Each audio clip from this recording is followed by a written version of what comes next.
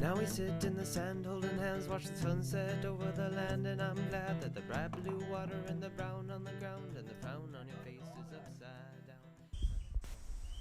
Today we talk about principles in permaculture, and actually you can choose from two different sets of principles.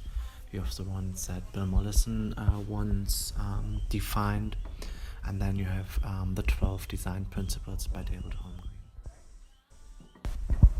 In this video we will focus on the 12 principles by David Holmgren. To make it easy, we will give some more detailed examples and then a quick summary for the others. Principle number 1, observe and interact, is a super important one. This is just one little example here in the nursery. I observed that my Rosella seedlings are kind of trying to get more sunlight. So they were all shooting up quite fast and now bending over. So my interaction would be to take them into more direct sunlight. Still in shade, but they need more sunlight than they are getting now. As I said, it's just one example. It's the first permaculture principle. It's a super important one. Actually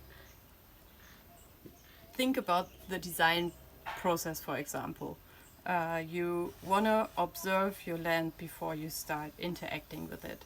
Make sure that you really get all the living beings that are on the land, all plants, all trees, how they interact with each other. Try to find out interconnections, dependencies, interdependencies, and then start to interact. So use and value diversity.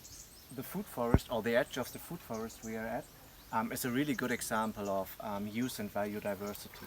You see like a lot of different plants. We have mulberry, we have papaya, we have like edible ground covers, we have like spinach. So this is just a perfect example of how diversity helps to strengthen ecosystems.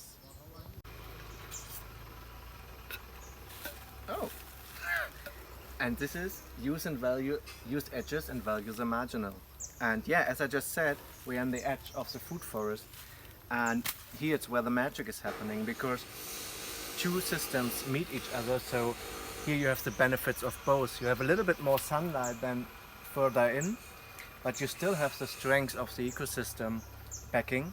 So that is where you have normally even more diversity than further in a part.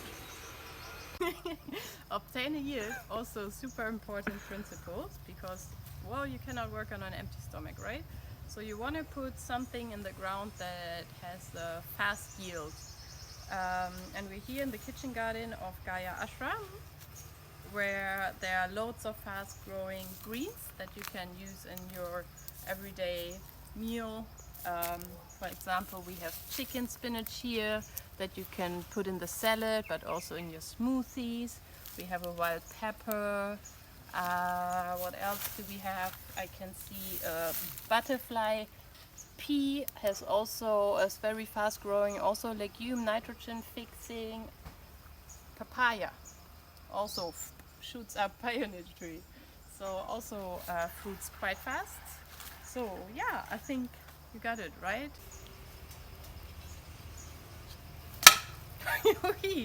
Use and value diversity is also very much visible here, as we have a lot of plant species in that little patch that are almost all edible. This helps you to control pests.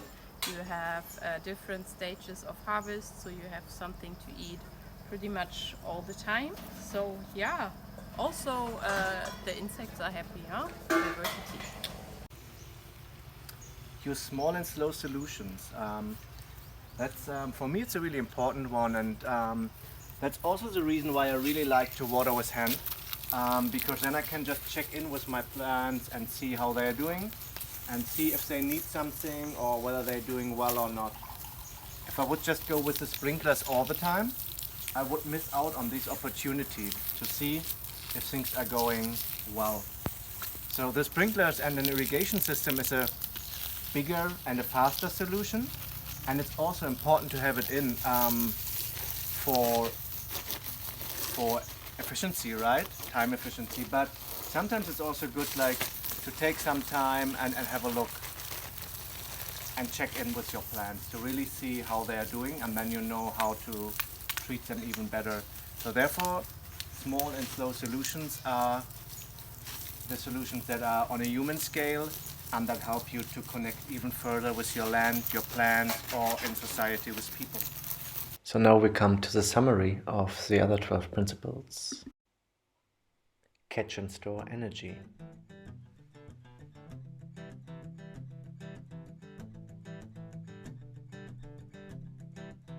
Apply self-regulation, accept feedback. Early morning sunshine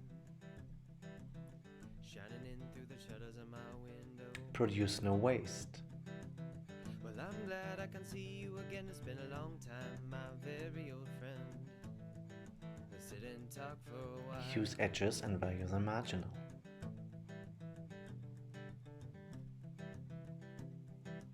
Use and value diversity. Integrate rather than segregate. Put some clothes on now and let's head out the door. Breathe in the fresh air. Design from patterns to detail. Bill Mollison's principles help me a lot with land-based designs. They guide me towards an efficient and resilient design that is not only restoring ecosystem and soils, but also fulfilling human needs. Creatively use and respond to change. Personally, I use Holmgren's 12 principles mainly for my daily life and in order to explain the idea of permaculture to others. We'll jump inside the car, we got everything loaded. Moving to the freeway and I'm glad to be going on this trip. Just sitting in the car and playing music and thinking about the things that I haven't tried. Someday I hope to find the one I love. Just singing and breathing and loving and leaving what I don't like in my mind, keeping it